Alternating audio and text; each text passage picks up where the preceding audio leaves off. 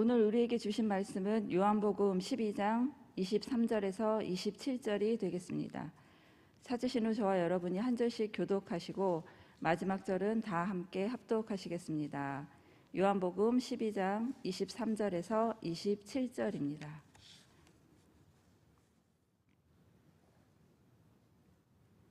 예수께서 대답하여 이르시되 인자가 영광을 얻을 때가 왔도다. 내가 진실로 너희에게 이르노니 하늘의 밀이 땅에 떨어져 죽지 아니하면 하늘 그대로 있고 죽으면 많은 열매를 맺느니라. 자기의 생명을 사랑하는 자는 잃어버릴 것이요 이 세상에서 자기의 생명을 미워하는 자는 영생하도록 보전하리라. 사람이 나를 섬기려면 나를 따르리라. 있는 곳에는 나를 섬기는 자도 거기 있으리니 사람이 나를 섬기면 내 아버지께서 그를 귀히 여기시리라. 지금 내 마음이 괴로우니 무슨 말을 하리요. 아버지여 나를 구원하여 이때를 면하게 하여 주옵소서. 그러나 내가 이를 위하여 이때에 왔나이다. 아멘. 아멘. 십자가의 도가 멸망하는 자들에게는 미련한 것이요 구원을 얻는 우리에게는 하나님의 능력이라. 아멘. 거룩한 성일 주님의 귀한 성전에 나와서 또 이 새벽을 열게 하여 주시고 하나님의 은혜와 사랑을 사모하며 또 예배하는 우리 모든 성도님들, 또 이 시간 인터넷과 모바일로 하나님께 예배하는 우리 모든 성도님들에게 주님의 귀한 축복이 함께 하시기를 간절히 축원합니다. 저는 오늘 여러분들과 함께 하늘의 밀이라는 그런 제목으로 말씀을 함께 나누고자 합니다.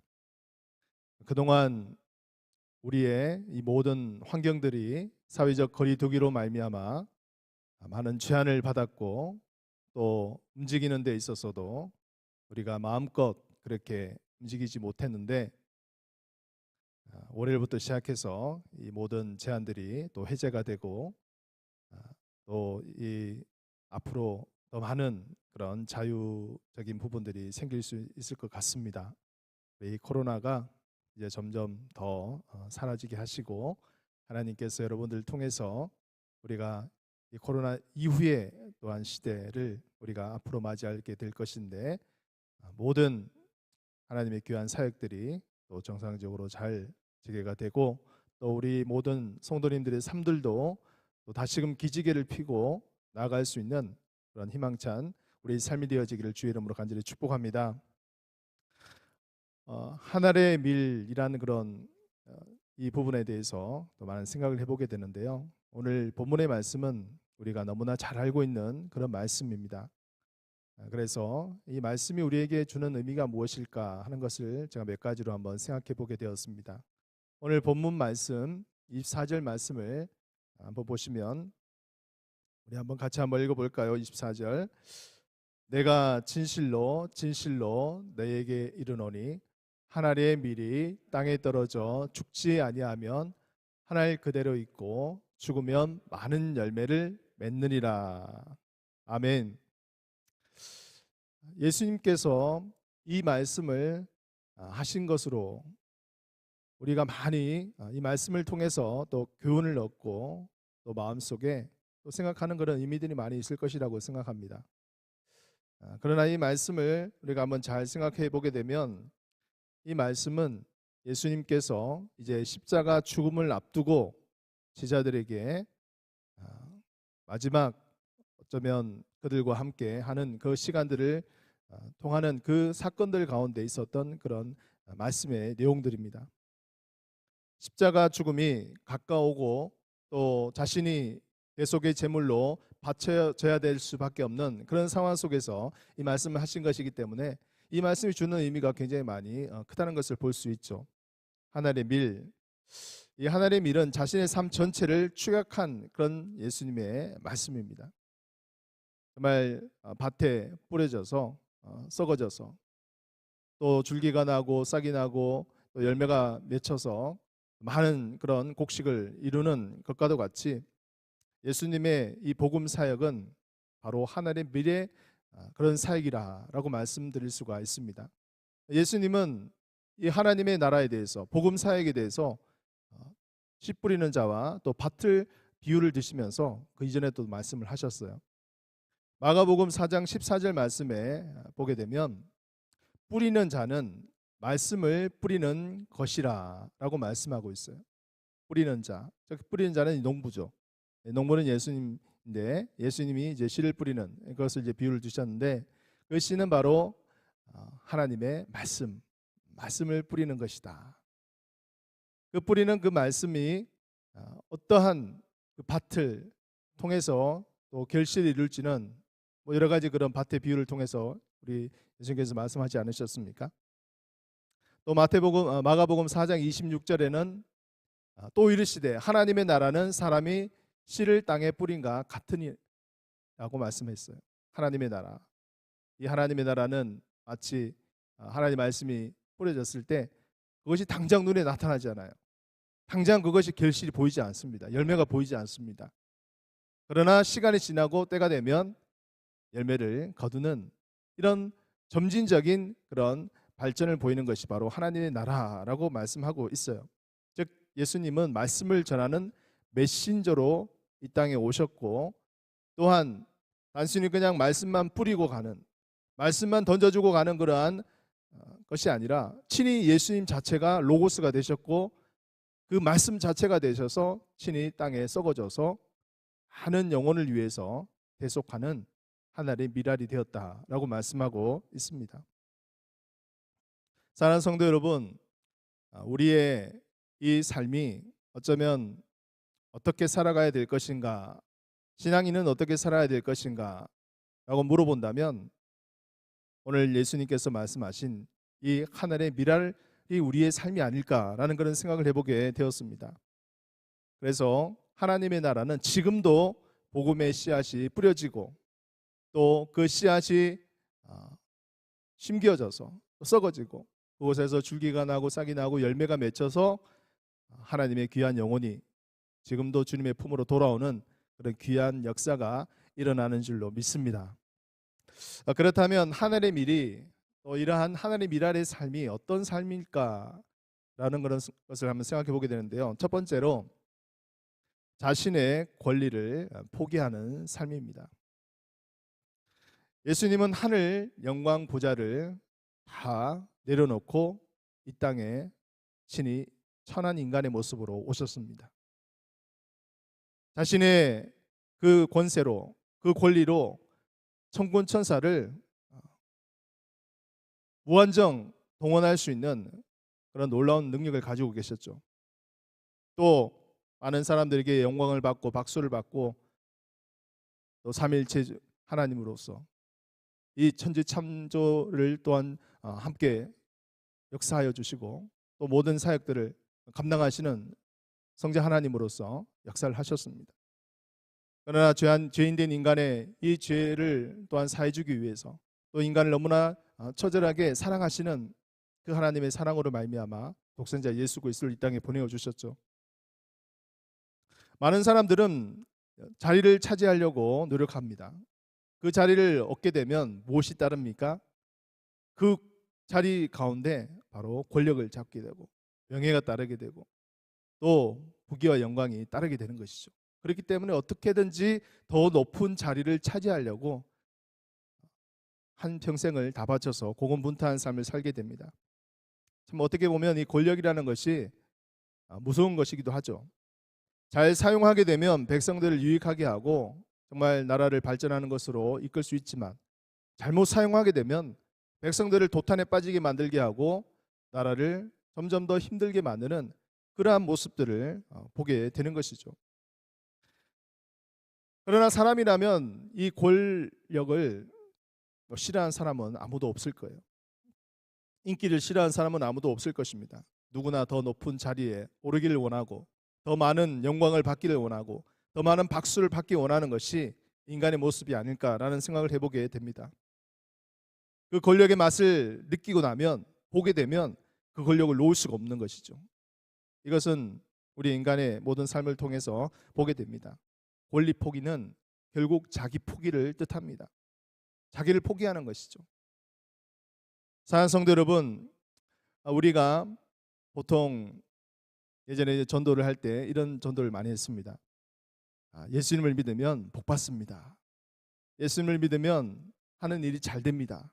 행복합니다. 이렇게 전도를 해요. 우리 초신자들 같은 경우에 그 말을 듣고 한번 교회에 나왔다고 생각해 봅시다. 또 신앙생활을 합니다. 예수님 믿으면 잘 되고 복 받는다고 했는데 이상하게 하는 일이 잘 안 돼요. 또 멀쩡하는 그런 것도 좀 이상하게 잘 안 되고, 또 자기의 몸도 또 질병이 생기고, 예수 믿으면 잘 되고 복 받고 형통하다고 했는데 점점점 삶이 안 되는 거예요. 어려운 거예요. 고난이 오는 거예요. 시련이 오는 거예요. 그러면 이제 그 말에 있어서 불신을 가질 수 있지 않겠습니까?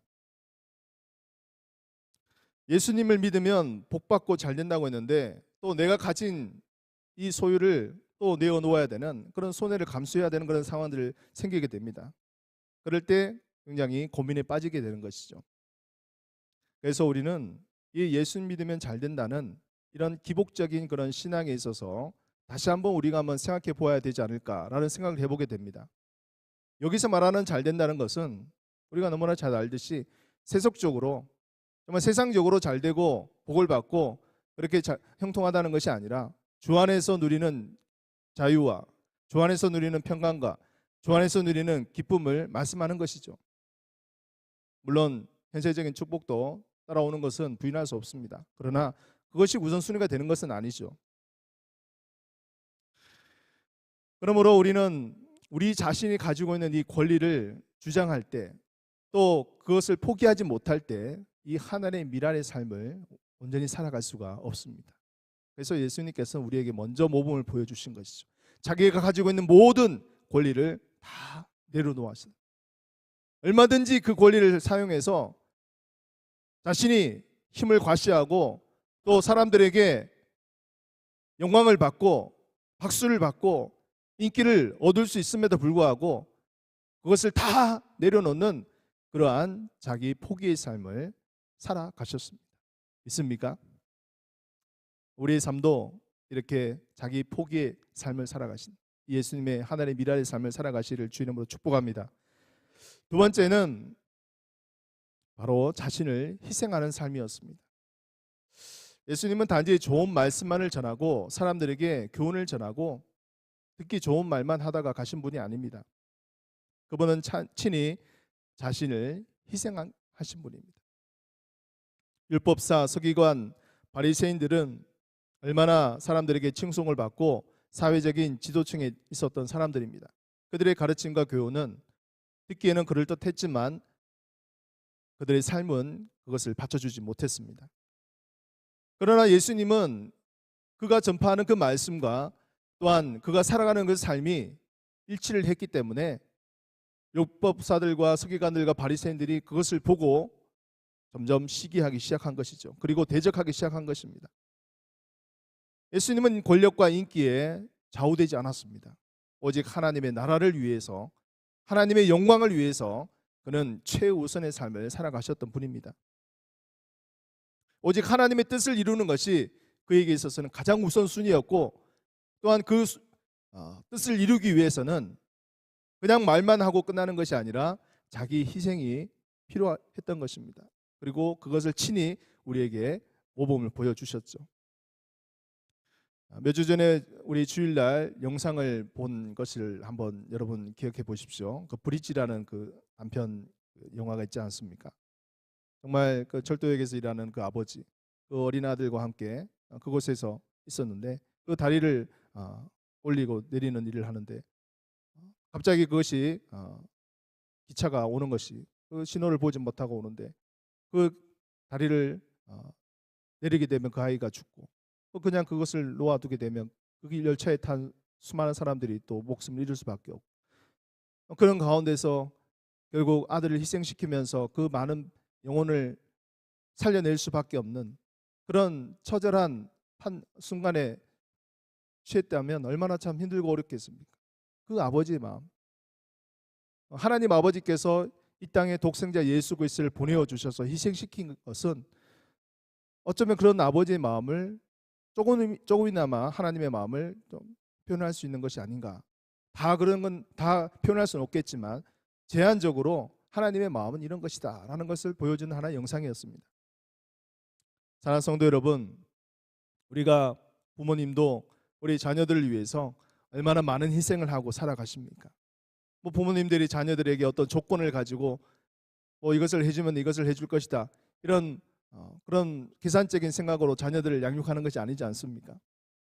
얼마나 우리 아이들이 태어날 때부터 또 장성한 어린이 될 때까지 그 아이를 키우고 또 양육하고 또 물질로 또 여러 가지 그런 많은 것으로 우리가 희생하며 봉사하지 않습니까? 이것이 어떤 조건으로 이루어지는 것이 아니잖아요.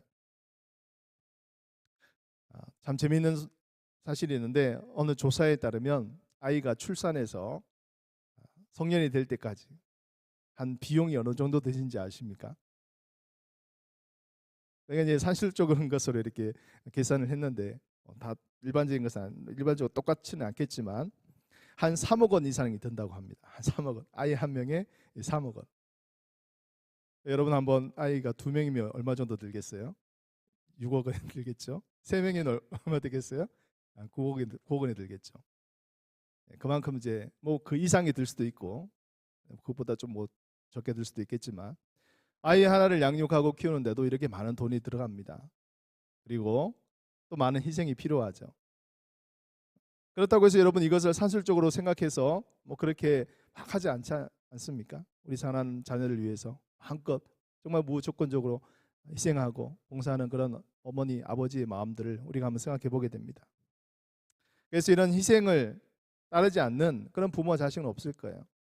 근데 요즘 젊은이들은요, 결혼을 해서 아이를 놓고 이렇게 가정을 이루어야 되는데 일부 젊은이들 가정 가운데는 아이를 놓지 않는 그런 가정들도 있어요. 그냥 자기의 삶을 누리고 싶다, 아이한테 매이고 싶지 않다, 그렇게 해서 그냥 결혼을 해서 자녀를 놓지 않고 살아가는 가정들도 있다고 합니다. 이것은 언제는 가정이라고 할 수 없는 것이죠. 정말 우리 후손들이 태어나서 정말 이 사회에도 기여를 하고 또 다음 세대들이 세워져야지만 또 이 사회에 또 미래가 있지 않겠습니까?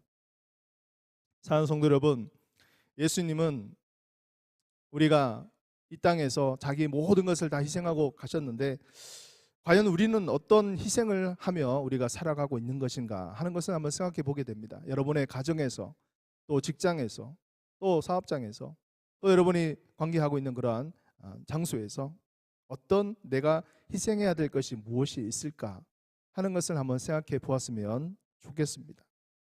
예수님은 그 십자가의 죽으심을 통해서 우리에게 자기 희생의 그런 삶을 보여주신 것이죠. 십자가는 한 인간이 영혼을 위해 바치신 가장 고귀하고 귀한 사랑의 결정체입니다. 우리는 그 십자가의 그 삶을 걸어가신 예수님을 쫓아서 살아가는 삶이 아니겠습니까? 성도이잖아요. 그래서 친히 어린 양이 되셔서 속죄제물이 되신 그 예수님을 우리가 믿고 살아가고 있습니다. 요한복음 1장 29절 말씀 우리 한번 같이 읽어볼까요? 시작. 이튿날 요한이 예수께서 자기에게 나오심을 보고 이르되 보라, 세상 죄를 지고 가는 하나님의 어린 양이로다. 아멘. 어린 양 되신 주님을 찬양합니다. 우리의 모든 죄를 대속해 주기 위해서 자신의 몸을 친히 희생시키신 그 예수 그리스도의 삶을 우리가 바라보며 우리 자신도 그 희생의 삶을 어떻게 살아가야 될 것인가 하는 것을 한번 생각해 보는, 또한 그것을 또 생각해서 또 실천하는 우리의 삶이 되기를 간절히 축복합니다. 마지막으로 섬김의 삶을 한번 생각해 보게 됩니다. 섬김의 삶. 오늘 본문 26절 말씀을 한번 같이 읽겠습니다. 시작. 사람이 나를 섬기려면 나를 따르라. 나 있는 곳에 나를 섬기는 자도 거기 있으리니 사람이 나를 섬기면 내 아버지께서 그를 귀히 여기시리라. 아멘. 이 섬김의 삶, 이것이 어떻게 보면 하나님의 미랄에 있어서 예수님이 보여주신 우리의 삶들 가운데 하나이지 않을까라는 생각을 해보게 됩니다. 예수님을 따르면 우리가 진정으로 이 섬김의 삶을 살아가는 것이 바로 주님께서 걸어가신 그 길을 우리가 동참하는 것입니다. 여러분, 이 섬김이라는 것이 지금의 우리의 섬김이라는 이것과는 굉장히 많은 차이가 있습니다. 이 당시 시대적인 배경, 역사적인 배경을 우리가 고려해 보면 이 섬김이라는 것이 그렇게 쉽게 할 수 있는 것은 아닙니다. 왜냐? 그 당시는 노예 제도가 그대로 있었던 시대입니다. 자신의 집에 노예가 있고 그것이 그 주인의 소유물이 되었어요. 때로는 내가 이 노예를 값을 주고 다른 곳에 팔 수도 있습니다. 또 값을 지불하고 노예를 살 수도 있어요. 심지어는 노예가 잘못을 하면 주인이 직결적으로 처벌하는 그런 일도 가능했던 시대입니다. 철저하게 종은 주인을 섬길 수밖에 없는 것이 그 당시적인 시대적인 문화였어요. 그런데 예수님 어떻게 하셨어요? 제자들 어떤 모범을 보여주셨습니까? 세족식을 하셨잖아요. 그죠? 정말 스승님이 제자들에게 마치 이것은 종이 주인에게, 주인이 종에게, 주인이 종에게 그 발을 씻기는 것과도 같은 그런 모습이었습니다. 그러니까 베드로가 놀래서 예수님, 제가 이것을 해야 되는데 예수님이 어떻게 일을 하십니까? 라고 이렇게 이야기했어요. 도저히 사회적인 그 시대적인 상식으로 이해할 수 없는 행동이었습니다. 그렇지만 예수님은 섬김의 모습을 보여주셨죠.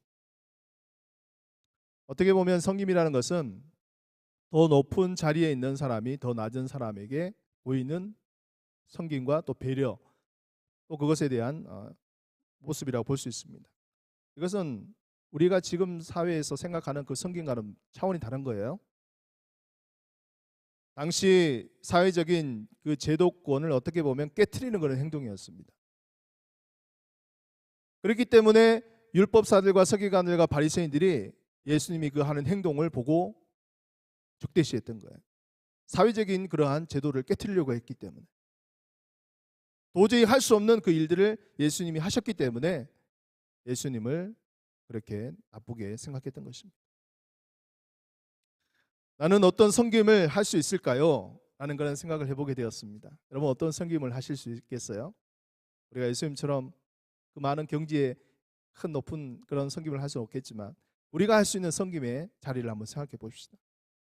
가정에서는 엄마와 아빠들 또 우리 자녀들에게 어떻게 섬길 것인가. 이제 5월 달이면 이제 가정의 달이 생기잖아요, 그렇죠? 어떻게 섬길 수 있을까? 또 우리 자녀들은 우리 부모님을 어떻게 섬길 수 있을까? 정말 우리가 더 낮은 위치에서 또 그들을 섬길 수 있는 부분들을 한번 생각해 보게 되고, 또 우리 오늘은 또 장애인 주일로 이렇게 드려지게 되는데 정말 사회적인 약자에 있는 이 장애인들을 우리가 어떻게 하면 정말 그리스도인으로 섬길 수 있을까 하는 것을 한번 생각해 보게 됩니다. 우리 특별히 명절이 되게 되면 그런 생각을 해보게 됩니다. 우리가 명절에는 당연히 자녀들이 저 멀리 계신 지방에 우리 부모님을 또 찾아가는 것이 우리의 또 전통이지 않습니까? 근데 한번 이런 것도 생각해 보게 되었어요. 이 귀성길이 굉장히 많이 복잡하지 않습니까? 보통 때보다 많이 밀리잖아요, 그죠? 그럴 때 우리 부모님들이 한 번쯤은 우리 자녀들을 생각해서 역귀성을 하는 거예요. 그럼 이 자녀들이 얼마나 기쁘겠습니까? 그 오고 가는 시간 동안 정말 엄청난 시간을 들여서 고속도로에서 시간을 보내고 또 그렇게 해야 되는데 우리 부모님이 자녀를 생각해서 한번 역귀성을 한다면 자녀를 섬기는 모습이 될 수 있잖아요, 그죠? 우리가 가정에서뿐만이 아니라 직장에서 상사가 직원 또 부하 직원에게 어떻게 섬길 수 있을까? 또 부하 직원은 우리 상사에게 어떻게 섬길 수 있을까? 우리 사업장에서 또 우리 사회가 걸어가 우리 사회 속에서 선배가 후배에게, 후배가 선배에게 어떻게 우리가 섬길 수 있을까? 이러한 것을 우리가 생각해 보게 된다면 이 섬김이라는 것을 조금이나마 우리가 실천하며 살아갈 수 있지 않을까라는 건 생각해 보게 됩니다. 사랑하는 성도 여러분, 말씀을 정리하도록 하겠습니다. 오늘 우리가 하나님 미랄이라는 그런 말씀을 통해서 우리가 몇 가지 예수님이 살아가신 모범에 대해서 생각해 보게 되었습니다. 첫 번째는 바로 자신의 권리를 포기하는 삶입니다. 자신이 얼마든지 가질 수 있는 영광과 부귀와 또 명예와 인기를 다 내려놓고 천하고 천한 인간의 모습으로 이 땅에 오신 그 예수님, 우리가 과연 우리가 포기해야 될 것은 무엇이 있을까? 우리가 내려놓아야 될 것은 무엇이 있을까? 우리가 한번 마음속에 생각하며 또 적용하는 그런 시간이 되었으면 좋겠습니다. 두 번째는 바로 자기 희생입니다. 내가 어떻게 우리 가정에, 우리 자녀들에게, 또 우리의 직장에, 또 우리의 사업장에서, 또 우리의 삶의 모습에서 내가 희생해야 될 것이 무엇이 있을까? 말은 많이 하지만 정작 내 삶은 그것을 하지 않아요. 어쩌면 이것이 현대인의 그리스도인의 모습이 아닐까라는 생각을 해보게 됩니다. 많은 그런 정말 주옥과도 같은 말씀을 듣습니다. 유튜브만 틀면, 얼마든지 인터넷만 열면 좋은 말씀을 내가 취사 선택할 수 있는 그런 너무나 귀한 시대 속에 살고 있습니다. 좋은 시대 속에 살고 있어요. 그러나 많은 말씀을 듣지만 정작 삶은 변하지가 않습니다. 여기에 어떤 문제가 있지 않을까요? 이것에 대해서 우리가 좀 더 깊이 있게 생각하는 시간이 되었으면 좋겠습니다. 마지막으로 정말 이 섬김의 모습, 이 섬김의 모습을 우리가 한번 더 깊이 있게 우리가 묵상할 때 정말 예수님께서 섬긴 그 섬김의 모습들을 우리가 이 삶에서 조금이나마 실천하며 살아갈 수 있다면 우리의 삶이 좀 더 변화되지 않을까라는 생각을 해보게 됩니다. 하나님의 미랄의 삶은 그냥 듣기 좋기 위해 예수님이 하신 말씀이 아니었어요. 예수님은 친히 그것을 실천하기 위해서 우리에게 모범을 보여주셨고 우리 또한 우리 삶 속에서 그것을 실천하려고 노력하고 때로는 여러 가지 힘듦과 어려움과 고난과 역경과 시련을 당할 수도 있을 것입니다. 그렇지만 우리가 주님이 걸어가신 그 길을 걸어갈 때 우리는 그것을 기쁨으로, 감사함으로, 또한 때로는 영광으로, 또 그러한 나의 작은 희생을 통해서, 작은 정말 포기를 통해서, 작은 섬김을 통해서 아직도 주님을 알지 못하는 그 영혼들이 변화를 받고 주님의 품으로 돌아올 수 있는 그런 귀한 하나님의 역사가 일어나고 또 그것을 통해서 하나님의 나라가 더욱더 확장된다는 이러한 귀한 사실을 우리가 생각할 때 그 모든 일들을 기쁨과 감사함으로 섬기시는 저와 여러분들의 삶이 되어지시기를 주의 이름으로 간절히 축복하고 기도합니다.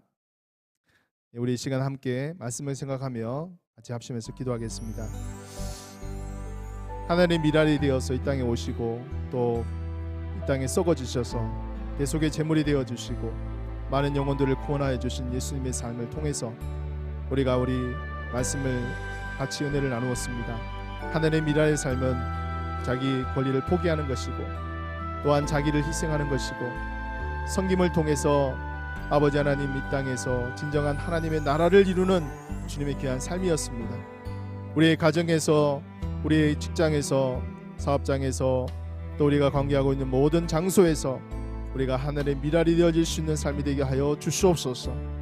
아버지 하나님, 우리가 듣기만 하는 말씀으로 끝나는 것이 아니라 우리 삶 속에서 그 말씀을 온전히 실천할 수 있도록 주님 힘주시고 은혜를 부어 주시옵소서. 아버지 하나님, 그리하여서 우리 삶이 진정으로 주님께서 기뻐하시는 삶이 될 수 있도록 인도하시고 주장하여 주시옵소서. 또한 오늘 장애인 주일로 우리가 1부부터 3부까지 드려지게 됩니다. 여러 가지로 사회적 약자인이 귀한 영혼들을 잘 섬김을 할 수 있는 그런 예배가 될 수 있도록 도와주시고 온 영혼들이 교회 성도들이 한마음 한뜻 되어 주님께 영광으로 예배드릴 수 있는 귀한 시간 되게 하여 주시옵소서. 말씀을 증거하시는 담임 목사님 또한 우리 모든 주일학교 우리 부교육자님들 하나님께서 지켜주옵소서. 우리의 시간 주여 한번 부르고 동성으로 기도하고 자유롭게 하겠습니다. 주여